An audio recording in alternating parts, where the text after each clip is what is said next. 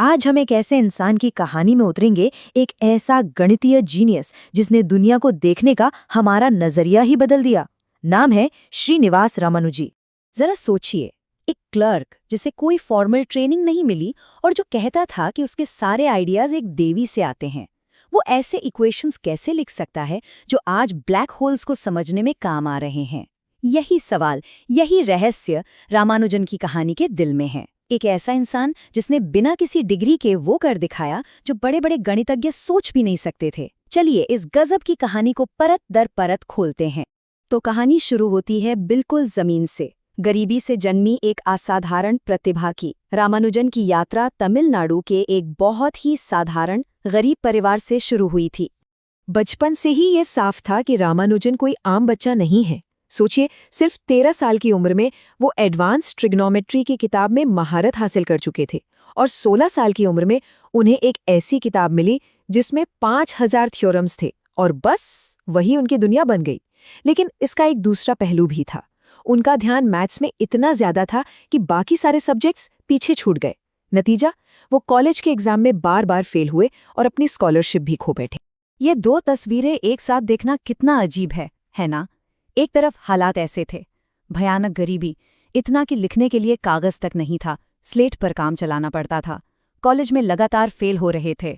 और दूसरी तरफ एक ऐसा दिमाग जो 13 साल की उम्र में कॉलेज लेवल का मैथ सॉल्व कर रहा था, अकेले ही बड़े बड़े थ्योरम्स को फिर से खोज रहा था। उनकी नोटबुक ऐसे ओरिजिनल फॉर्मूलों से भरी थीं जो दुनिया ने पहले कभी नहीं देखे थे।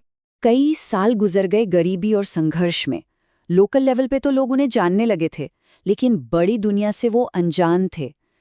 फिर उन्होंने एक ऐसा कदम उठाया, एक ऐसा हताश कदम जिसने न सिर्फ उनकी बल्कि गणित के इतिहास की धारा ही मोड़ दी। साल था 1913। एक क्लर्क की नौकरी करते हुए रामानुजन ने शायद अपनी जिंदगी का सबसे बड़ा जुआ खेला। उन्होंने अपने काम के 9 पन्ने, जिसमें उनके सबसे बेहतरीन आइडियाज थे, एक लिफाफे में डाले और उसे भेज दिया कैम्ब्रिज के एक बहुत बड़े गणितज्ञ G.H. हार्डी को। अब जरा हार्डी की जगह कुतकुरक कर देखिए। आपको इंडिया से एक अनजान क्लर्क का एक लेटर मिलता है जिसमें ऐसे इक्वेशंस लिखे हैं जो आपने अपनी पूरी जिंदगी में नहीं देखे। हार्डी का पहला रिएक्शन क्या था? उन्हें लगा ये कोई मजाक है, कोई धोखा है। वो लिखते हैं, इन परिणामों ने मुझे पूरी तरह से हरा दिया। मैंने पहले कभी इनके जैसा कुछ भी नहीं देखा था। वो इतने अजीब थे कि हार्डी ने उन्हें लगभग कूड़ेदान में फेंक ही दिया था। लेकिन वो इक्वेशंस उनके दिमाग से निकल ही नहीं रहे थे। कुछ तो था उनमें। उन्होंने अपने दोस्त और एक और ब्रिलियंट मैथमेटिशियन J.E. लिटिलवुड को वो लेटर दिखाया। घंटों तक वो दोनों उन पन्नों को देखते रहे और फिर हार्डी इस नतीजे पर पहुंचे। उन्होंने कहा, ये सच होने ही चाहिए, क्योंकि अगर ये सच नहीं होते तो किसी में इतनी कल्पना ही नहीं हो सकती कि वो इन्हें गढ़ सके। उन्हें समझ आ गया था कि ये किसी धोखेबाज का काम नहीं, ये एक अनदेखे जीनियस का काम है। और बस यहीं से शुरू हुई इतिहास की सबसे अनोखी और जबरदस्त इंटेलेक्चुअल पार्टनरशिप्स में से एक। दो दिमाग, दो अलग अलग दुनियाएं, लेकिन उनकी भाषा एक थी, गणित। ये दोनों जमीन और आसमान की तरह थे। हार्डी एक पक्के नास्तिक जिन्हें हर चीज का सख्त फॉर्मल प्रूफ चाहिए था, एकदम स्ट्रक्चर्ड। और दूसरी तरफ रामानुजन बेहद आध्यात्मिक। उनका मानना था कि उनके आइडियाज सीधे भगवान से आते हैं, वो इंट्यूशन पर चलते थे। हार्डी ने रामानुजन को सिखाया कि अपने ब्रिलियंट आइडियाज को प्रूफ कैसे करना है, और रामानुजन ने हार्डी को गणित की वो दुनिया दिखाई जिसके बारे में उन्होंने कभी सोचा भी नहीं था। इन दोनों की दोस्ती का एक बहुत ही मशहूर किस्सा है जो एक नंबर के चारों ओर घूमता है। नंबर है 1729। हुआ ये कि रामानुजन इंग्लैंड में बीमार थे और हॉस्पिटल में थे। हार्डी उनसे मिलने गए।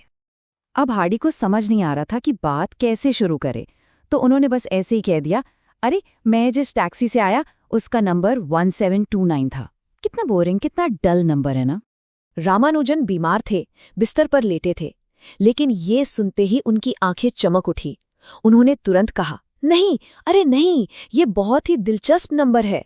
ये वो सबसे छोटा नंबर है जिसे दो अलग अलग तरीकों से दो क्यूब्स के जोड़ के रूप में लिखा जा सकता है। हार्डी बस देखते रह गए। और ये रहा उसका सबूत। देखिए, 1729 को 1 का क्यूब और 12 के क्यूब के जोड़ के रूप में भी लिखा जा सकता है, और 9 के क्यूब और 10 के क्यूब के जोड़ के रूप में भी। ये कोई कैलकुलेशन नहीं थी जो उन्होंने उस वक्त की। ऐसा लगता था जैसे हर नंबर रामानुजन का कोई निजी दोस्त हो। तो सवाल उठता है, ये सब आता कहाँ से था? ऐसा इंट्यूशन, ऐसी सहज समझ? रामानुजन के लिए इसका जवाब मैथ्स में नहीं, बल्कि उनकी आस्था में था। रामानुजन कहते थे, मेरे लिए एक इक्वेशन का कोई मतलब नहीं है जब तक कि वो ईश्वर के एक विचार को न दर्शाए। उनका पक्का विश्वास था कि उनकी कुलदेवी नामगिरी ही उन्हें ये सारे आइडियाज देती हैं। वो कहते थे कि देवी उनके सपनों में आकर उन्हें ये सारे समीकरण दिखाती हैं। वो बताते थे कि कैसे सपनों में उनकी आंखों के सामने एक पर्दा खुलता था और उस पर गणित के जटिल फॉर्मूले अपने आप लिखे जाते थे, और जब वो सुबह उठते थे तो बस उन्हें अपनी नोटबुक में उतार लेते थे। ये एक दिव्य प्रेरणा थी उनके लिए। लेकिन रामानुजन की कहानी जितनी हैरान करने वाली और शानदार है, उतनी ही दुख भरी भी है। अब बात करते हैं उनकी अमर विरासत की। इंग्लैंड का ठंडा मौसम और वहां पर एक स्ट्रिक्ट वेजिटेरियन डाइट मिलना मुश्किल था। इन सब ने उनकी सेहत पर बहुत बुरा असर डाला। वो भारत वापस आए, लेकिन तब तक बहुत देर हो चुकी थी। सिर्फ 32 साल की उम्र में इस जीनियस का निधन हो गया। सोचिए, अगर वो और जीते तो क्या कुछ कर सकते थे। लेकिन उनकी विरासत वो आज भी जिंदा है। 100 साल पहले लिखे गए उनके फॉर्मूले आज भी हमारी मदद कर रहे हैं। ब्लैक होल्स की पहेली को सुलझाने में, स्ट्रिंग थ्योरी में, क्वांटम ग्रेविटी में, यहाँ तक कि कंप्यूटर एल्गोरिदम, क्रिप्टोग्राफी और कैंसर रिसर्च में भी। ये कमाल की बात है ना?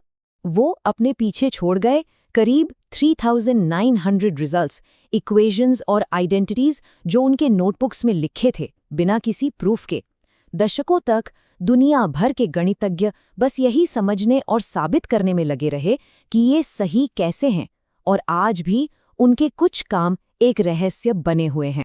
शायद रामानुजन के जीनियस का सबसे बड़ा सबूत खुद हार्डी ने दिया। एक बार उन्होंने दुनिया के गणितज्ञों को 100 में से नंबर देने की कोशिश की, सिर्फ और सिर्फ टैलेंट के आधार पर। उन्होंने खुद को दिए 25 नंबर, अपने ब्रिलियंट दोस्त लिटिलवुड को 30, उस जमाने के महान डेविड हिल्बर्ट को 80 और रामानुजन को उन्होंने दिए पूरे 100 में से 100। रामानुजन की कहानी हमें एक बहुत बड़े सवाल के साथ छोड़ जाती है। सोचिए, अगर इतनी गरीबी, बीमारी और बिना किसी फॉर्मल एजुकेशन के एक दिमाग इतना कुछ हासिल कर सकता है, तो दुनिया में न जाने कितने और जीनियस, कितने और रामानुजन होंगे जो बस एक मौके के इंतजार में हैं, जिन्हें बस खोजे जाने की जरूरत है।